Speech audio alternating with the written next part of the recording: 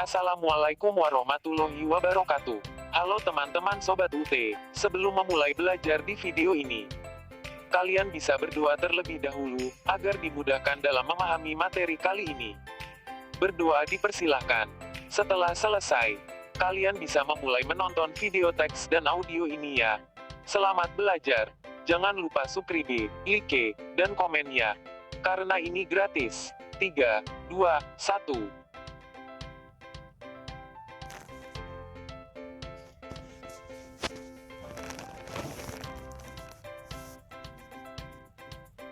Mata Kuliah Hukum Ketenagakerjaan. Modul 1.1. Pendahuluan. Sebelum mempelajari ruang lingkup pembahasan hukum ketenagakerjaan serta isu-isu yang terkait dengan masalah perburuhan, pada modul 1 ini diuraikan secara ringkas perkembangan hukum ketenagakerjaan di Indonesia. Manfaat mempelajari perkembangan hukum ketenagakerjaan ini selain mengetahui peristiwa sejarah dialektika sosial yang mempengaruhi lahirnya produk-produk hukum ketenagakerja juga sekaligus mengetahui aspek kemajuan penting yang dicapai dalam sejarah perjuangan kaum buruh di Indonesia. Pembahasan mengenai perkembangan hukum ketenagakerjaan ini dibagi ke dalam 3 kegiatan belajar. Kegiatan belajar 1 mempelajari mengenai periode perkembangan hukum ketenagakerjaan sebelum Indonesia merdeka yang terbagi dalam beberapa fase meliputi fase kerajaan, fase Verenigde Oost-Indische Compagnie, VOC, dan fase Hindia Belanda dan Jepang.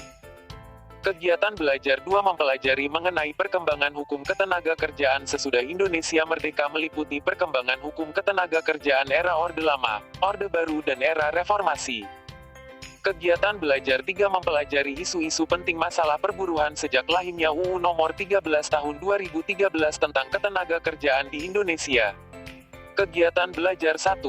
Masalah perburuhan sebelum kemerdekaan. Masalah perburuhan zaman Kerajaan Nusantara. Jika ditelisik ke belakang, masalah perburuhan sebelum era kemerdekaan bisa dipelajari sejak berlakunya masa kerajaan di Indonesia dan pada masa penjajahan Belanda serta pendudukan Jepang sebelum berakhirnya Perang Dunia Kedua. 1. Kerajaan Hindu-Buddha. Pada permulaan tahun Masehi, di wilayah Asia terdapat 2 buah negara besar yaitu China dan India. Kedua negara ini memiliki pengaruh besar di kawasan Asia. Indonesia pada saat itu lebih banyak dipengaruhi oleh masuknya kebudayaan India. Sekitar tahun 400 bermunculan kerajaan Hindu seperti Kerajaan Kutai di Kalimantan Timur, Kerajaan Purmawarman dan Kerajaan Pajajaran. Sementara kerajaan Buddha bermunculan seperti Kerajaan Sriwijaya, Shailendra dan beberapa kerajaan lainnya. Peristiwa penting pada era kerajaan Hindu dan Buddha adalah terbangunnya candi-candi besar seperti Borobudur dan Prambanan yang dikerjakan oleh masyarakat secara sukarela dan bergotong royong. Sistem sosial pada saat itu telah terstruktur dalam bentuk kasta, meliputi kasta Brahmana sebagai kasta atau golongan masyarakat tertinggi, kemudian kasta Ksatri, kasta Waisya dan kasta Sudra. Sedangkan kelompok masyarakat pinggiran yang tidak termasuk dalam struktur sosial disebut kelompok Paria. Kasta Brahmana merupakan kasta tertinggi terdiri atas tokoh-tokoh rohaniawan yang terdiri atas para pendeta. Kasta Ksatria terdiri atas kelompok bangsawan dan tentara yang dipandang sebagai lapisan kedua tertinggi. Kasta Waisya merupakan kasta pedagang yang dianggap sebagai lapisan ketiga. Sementara itu, kasta Sudra adalah kasta orang-orang biasa atau rakyat jelata. Orang yang tidak berkasta adalah golongan paria. Dengan terbentuknya sistem kasta, maka terbentuk pula hubungan kerja antara kasta tertinggi dengan kasta terendah. Bagi kasta Brahmana dianggap tabu jika melakukan pekerjaan kasar. Pekerjaan kasar seperti mengangkat batu, membangun candi atau pekerjaan pertukangan merupakan pekerjaan yang dianggap pekerjaan rendah dan itu menjadi bagian dari pekerjaan kasta Sudra dan golongan paria. Dengan demikian, kelompok masyarakat dalam kasta Sudra dan paria yang tidak berkasta melakukan pekerjaan pada orang yang berkasta. Pola hubungan kerja yang berlaku pada saat itu masuk dalam kategori perbudakan. Pada saat itu kasta Sudra dan paria berkewajiban melakukan segala pekerjaan, dan perintah dari kasta di atasnya tanpa punya hak untuk kepentingan pribadinya. Sementara itu, kasta tertinggi memiliki hak penuh pada penguasaan ekonomi serta memiliki kewenangan untuk menentukan terhadap nasib para budak termasuk hidup dan matinya para budak. 2. Kerajaan Islam. Setelah Islam masuk ke Indonesia, maka berdiri kerajaan-kerajaan Islam seperti Malaka, Demak, Banten, Cirebon, Aceh, Mataram, Makassar dan kerajaan Islam lainnya di Kepulauan Maluku. Pada saat itu pengaruh agama Hindu dan Buddha masih kuat di masyarakat. Di tanah Jawa misalnya terdapat kelas sosial yang disebutnya Trabiru atau garis keturunan bangsawan. Kelompok ini mengidentifikasi dirinya dengan gelar pangeran atau raden yang menunjukkan Trabiru. Bagi mereka yang bukan keturunan bangsawan atau raja tidak bisa memakai sebutan itu. Bagi mereka yang berada di luar keturunan bangsawan atau raja umumnya merupakan masyarakat biasa yang bekerja sebagai tukang atau petani yang mengabdi kepada majikannya. Dalam buku Kaweru Kalang yang digubah oleh ahli pertukangan Jawa kuno, bahkan menegaskan betapa bentuk rumah untuk kalangan bangsawan memiliki pola arsitektur dan simbolik yang bersifat khusus dan tidak boleh dibangun oleh kelompok masyarakat biasa. Rumah joglo, limasan, serta rumah kampung memiliki bentuk yang khas dan mengidentifikasi derajat penghuninya. Misalnya bentuk umpak, bentuk ukiran, dan bentuk atap itu memiliki ketentuan yang berbeda dan pemakaiannya disesuaikan dengan derajat sosial si penghuninya. Rumah joglo misalnya untuk kelas bangsawan, rumah limasan untuk kelas menengah dan rumah bentuk panggang P atau rumah kampung itu untuk rakyat biasa. Pola hubungan kerja pada waktu itu meskipun sebutannya bukan budak tapi praktiknya mirip perbudakan. Karakter para hamba atau abdi raja ini gitu santun dan sangat menghormati majikannya. Mereka lebih banyak melaksanakan kewajiban daripada menuntut haknya sebagai pekerja. Konsep Islam sebagai agama yang mengajarkan persamaan hak hidup antar sesama manusia saat itu belum bisa dilaksanakan sepenuhnya karena terhalang oleh budaya sistem kelas sosial yang sudah berlaku berabad-abad lamanya. 3. Zaman Verenik de Otindische Company, VOC. Pada abad ke-17 dan 18 Indonesia tidak dikuasai secara langsung oleh pemerintah Belanda, namun oleh perusahaan dagang bernama Perusahaan Hindia Timur Belanda, yaitu Verenik de Oostindische Company, VOC. Parlemen Belanda pada tahun 1602 memberi hak monopoli perdagangan dan aktivitas di wilayah kolonial Hindia Belanda pada VOC. Markas VOC berada di Batavia, yang kini bernama Jakarta. VOC bertujuan mempertahankan monopolinya terhadap perdagangan rempah-rempah di Nusantara. Cara yang ditempuh adalah dengan memberi ancaman kekerasan pada penduduk penghasil rempah-rempah dan terhadap orang-orang non-Belanda yang mencoba berdagang dengan para penduduk tersebut. Peristiwa penting pernah terjadi saat penduduk Kepulauan Banda menjual biji pala kepada pedagang Inggris. Pasukan Belanda membunuh dan mendeportasi hampir seluruh populasi Kepulauan Banda. Setelah Pulau Banda dideportasi, kemudian Belanda mendatangkan pekerja dari luar Pulau Banda yang diperlakukan sebagai budak untuk bekerja di perkebunan pala. Mereka dituntut untuk menghasilkan rempah-rempah dalam jumlah besar untuk dibawa ke negeri Belanda. Pola hubungan kerja saat itu belum banyak berubah yakni berlaku sistem perbudakan. Hak-hak pekerja sama sekali tidak dihormati karena filosofi kerja yang dianut VOC saat itu adalah bagaimana melakukan eksploitasi besar-besaran di wilayah kolonial Hindia Belanda. 4. Zaman Hindia Belanda dan Jepang. Pada masa Hindia Belanda, kelompok masyarakat berdasarkan pasal 163 Is Indices Regeling, dibagi ke dalam 3 golongan, meliputi golongan Eropa, golongan Bumi Putera dan golongan Timur Asing. A. Golongan Eropa terdiri atas 1. Semua orang Belanda. 2. Semua orang Eropa lainnya. 3. Semua orang Jepang yang berasal dari tempat lain yang di negaranya tunduk pada hukum keluarga yang pada pokoknya berdasarkan asas yang sama seperti hukum Belanda.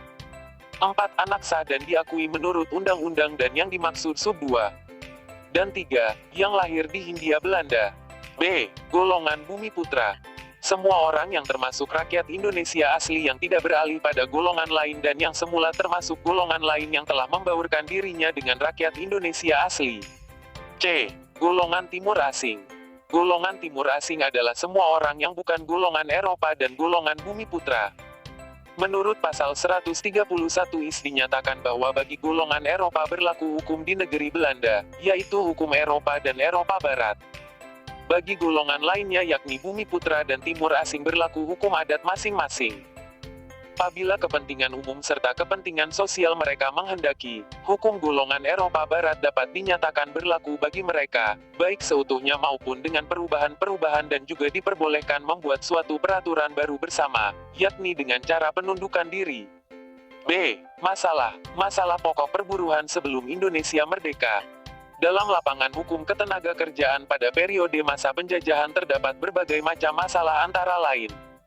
1. Perbudakan. Pada masa kerajaan Hindu, Buddha, dan Islam di Indonesia meskipun pola hubungan kerja masuk dalam kategori perbudakan, namun para pekerja oleh majikannya umumnya disediakan pemodokan, makanan dan lainnya. Sedangkan pada periode masa Hindia Belanda, perbudakan sangat keji dan tidak berkemanusiaan. Zaman perbudakan adalah zaman di mana orang melakukan pekerjaan di bawah pimpinan orang lain.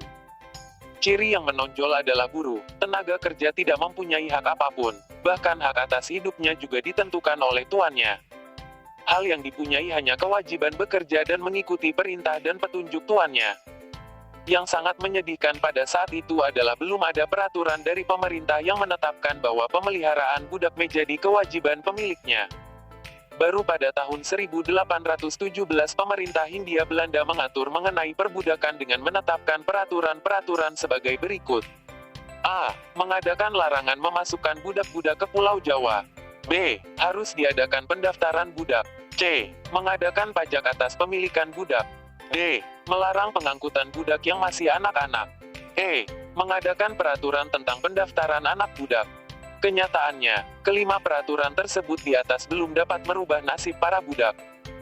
Pada tahun 1825 diadakan perbaikan peraturan yang diharapkan dapat merubah nasib para budak tersebut yang intinya adalah bahwa hubungan pemilik dan budak tidak terletak pada baik buruknya perlakuan pemilik budak, tapi terletak pada hakikat hukum perburuan itu sendiri, yaitu mendudukan mereka pada kedudukan yang merdeka secara yuridis, sosiologis dan ekonomis.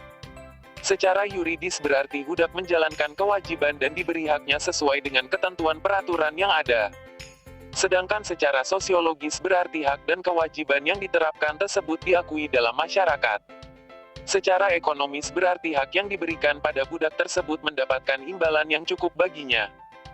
Mengenai perbudakan ini menggugah Sir Thomas Stamford Raffles, Gubernur Jenderal Inggris tahun 1811 sampai tahun 1816 mendirikan The Java Benevolent Institution pada tahun 1816. Lembaga ini bertujuan untuk menghapuskan perbudakan. Maksud baik Raffles ini ditentang pemilik budak yang berpendirian bahwa penghapusan perbudakan merupakan pelanggaran terhadap hak para pemilik budak. Pendapat ini dapat mengesampingkan pendapat pihak lain, yang berbunyi perbudakan adalah kezaliman yang besar terhadap kemanusiaan, merendahkan manusia menjadi barang milik. Setelah Indonesia kembali diserahkan kepada Belanda, usaha penghapusan perbudakan yang dirintis oleh Raffles itu mendapat perhatian dari pemerintah Hindia Belanda.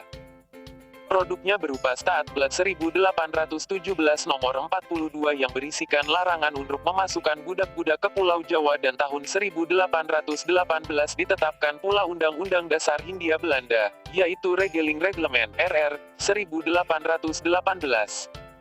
Berdasarkan pasal 115 RR, menetapkan bahwa paling lambat pada tanggal-tanggal 1 Januari tahun 1860, perbudakan di seluruh Hindia Belanda dihapus.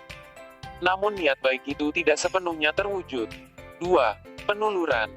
Penuluran mulai terjadi setelah Jan Pieter Zoon-Kowen pada tahun 1621 dan 1622 memporak-porandakan Pulau Banda. Semua penduduk dibunuh atau diangkut keluar sebagai budak. Tanah yang menjadi kosong dibagi dalam kebun-kebun dan diberikan kepada bekas pegawai company dan orang lain. Orang yang diberi kebun park disebut parkenir atau ulur. Mereka itu, dengan dibantu oleh orang-orang Cina dan para budak diharuskan menanam pala yang harus dijual kepada company dengan harga yang ditetapkan oleh company secara sepihak. Wajib menanam dan menjual tanaman tertentu ini kemudian menjadi bagian dari cultur stelsel yang berlangsung sampai dengan tahun 1863. 3. Perhambaan. Perhambaan, pandeling sapi yaitu memberikan piutang, gadai pada seseorang. Dan bila tidak dapat mengembalikan, maka si penerima gadai harus bekerja pada pemberi gadai sampai hutang dan bunganya terlunasi. Orang yang diberi gadai tadi diperlakukan sebagai hamba maka terwujudlah perhambaan. Saat itu, untuk menebus hal yang digadaikan sebagai jaminan selama belum dilunasi bisa diganti dengan penghambaan pada si pemberi gadai. Perhambaan ini bisa dilakukan langsung oleh si penerima gadai atau orang lain yang diserahkan untuk melakukan kerja sebagai hamba pada si pemberi gadai. Sepanjang gadai belum dilunasi maka perhambaan akan terus dilakukan karena bersifat sebagai jaminan. Pekerjaan yang dilakukan oleh seorang hamba untuk kepentingan orang yang meminjamkan uang itu, bisa juga berfungsi untuk melunasi utangnya ataupun untuk mencicil utangnya dan ada juga hanya untuk membayar bunganya saja. Pola perhambaan ini sesungguhnya sama dengan perbudakan. Seorang hamba semacam ini tetap berada dalam kekuasaan pemberi pinjaman. Penghapusan perhambaan ini juga memerlukan waktu yang cukup lama, yaitu kira-kira 1 abad. Di beberapa daerah di Tapanuli dan Sulawesi pola perhambaan masih berlaku hingga tahun 1920-an. 4. Rodi kerja paksa. Kerja paksa atau rodi mula-mula bentuknya adalah melakukan pekerjaan secara bersama-sama antara budak-budak atau anggota masyarakat desa. Namun, karena berbagai alasan dan keadaan, kerja bersama tersebut berubah menjadi kerja paksa untuk kepentingan seseorang dengan menerima upah. Kemudian, kepentingan tersebut beralih lagi yakni untuk gubernemen. Misalnya, pekerjaan untuk mendirikan benteng, pabrik gula, jalan raya seperti antara Anyar sampai Panarukan yang biasa disebut Jalan Daendels. Guna melakukan kepentingan tersebut banyak pekerja yang mati. Pada tahun 1813 Raffles berusaha menghapuskan rodi namun usahanya menemui kegagalan. Setelah Indonesia dikembalikan pada Netherlands, kerja rodi bahkan makin diperhebat dan digolongkan menjadi beberapa kelompok yakni A. Rodi Gubermemer, yakni budak yang bekerja pada pemerintah Hindia Belanda tanpa bayaran. B. Rodi perorangan, yakni budak yang bekerja pada pembesar-pembesar Belanda, raja-raja di Indonesia. C. Rodi desa untuk pekerjaan di desa. Proses hapusnya rodi ini memakan waktu yang lama dan pada tahun 1938 rodi baru dapat dihapuskan. Kerja rodi ini sesungguhnya bertentangan dengan ketentuan Staatblad nomor 10 tahun 1819 yang sesungguhnya sudah mengatur masalah hubungan kerja. Syarat-syarat kerja waktu itu menetapkan A. Setiap perjanjian kerja harus dibuat secara tertulis dan harus didaftar di kantor karesidenan. B. Pendaftaran baru akan diterima apabila ternyata dalam perjanjian kerja tersebut tidak terdapat unsur-unsur pemaksaan, ancaman pemerasan, dan lain sebagainya dan dengan demikian berarti semua persyaratan kerja harus mempunyai kelayakan. C. Pengawasan terhadap pelaksanaan perjanjian kerja itu harus dilakukan oleh Presiden dan para pengawas pajak terutama mengenai atau untuk mencegah timbulnya tindakan-tindakan yang bertentangan dengan perjanjian-perjanjian kerja tersebut. D. Jangka waktu perjanjian paling lama 5 tahun. Perusahaan-perusahaan perkebunan yang ada pada waktu itu sulit untuk mendapatkan buruh disebabkan adanya kerja rodi maka pemerintah terpaksa mencabut peraturan di atas dan menggantikannya dengan Statblad 1838. Berdasarkan peraturan ini pengusaha diberikan kekuasaan untuk mengadakan perjanjian kerja dengan penguasaan kepala desa. Para kepala desa diberikan hak untuk mengerahkan penduduk agar mau bekerja di perusahaan-perusahaan perkebunan. 5. Punale Sanksi. Punale Sanksi merupakan perkembangan kerja rodi untuk gubernemen. Gubernemen adalah penguasa pemerintah Hindia Belanda yang menyewakan tanah pada orang-orang swasta, bukan orang Indonesia asli. Guna menggarap tanah yang disewakan tersebut gubernemen mengambil pekerjanya dari rodi desa dengan menghubungi kepala desa yang bersangkutan. Pekerja dipekerjakan pada tanah yang disewakan. Mereka dikontrak selama 5 tahun dengan kontrak kerja secara tertalis. Perjanjian kontrak tersebut memuat tentang A. Besarnya upah. B. Besarnya uang makan. C. Perumahan. D. Macamnya pekerjaan. E. Penetapan hari kerja. Penetapan hari kerja tersebut diatur agar supaya orang yang dipekerjakan pada tanah-tanah swasta mempunyai kesempatan untuk mengerjakan sawapnya. Pada tahun 1870 lahirlah Agaris Cewet yang mendorong tumbuhnya perkebunan-perkebunan besar seperti perkebunan karet, tembakau, cengkeh dan sebagainya. Sehubungan dengan tumbuhnya perkebunan-perkebunan tersebut, masalah perburuhan menjadi semakin penting karena semakin banyak buruh yang dipekerjakan. Namun, juga ada yang menolak untuk dikirim ke perkebunan di Sumatera Timur yang ditanami tembakau. Orang yang menolak untuk dipekerjakan di perkebunan dipidana dengan hukuman badan yang disebut dengan punale sanksi. Kejadian tersebut mendapat pertentangan dari parlemen Belanda di Nederland dengan pernyataannya sebagai berikut. Kalau buruh di Indonesia menyalahi perjanjian, melakukan kesalahan maka tidak seharusnya dipidana dengan pidana yang mengarah pada hukuman badan, khususnya di daerah Sumatera Timur. Pernyataan ini kemudian diwujudkan dengan dikeluarkannya Kuli Ordonansi pada tahun 1880, yaitu peraturan yang digunakan untuk buruh jangan sampai diberi pidana yang mengarah pada pidana badan. Maka ketentuan punale sanksi berubah yakni apabila pekerja karena meninggalkan atau menolak melakukan pekerjaan tanpa alasan yang dapat diterima dengan pidana denda RIP. Pukul 16.16 Rupiah, hingga RIP 25,00 Rp25, atau dengan kerja paksa selama 7 hari hingga 12 hari. Pada tahun 1930 keadaan buruh di Sumatera Timur tambah buruk karena ada pemerasan, penganiayaan dan penyalahgunaan wewenang yang dilakukan penguasa. Kemudian tahun 1904 dibentuk instansi pengawasan perbudakan, Arbeitsinspektie. Baru pada tanggal 1 Januari tahun 1942 punale sanksi lenyap dari dunia perburuhan di perkebunan Indonesia. Sekian kegiatan belajar 1.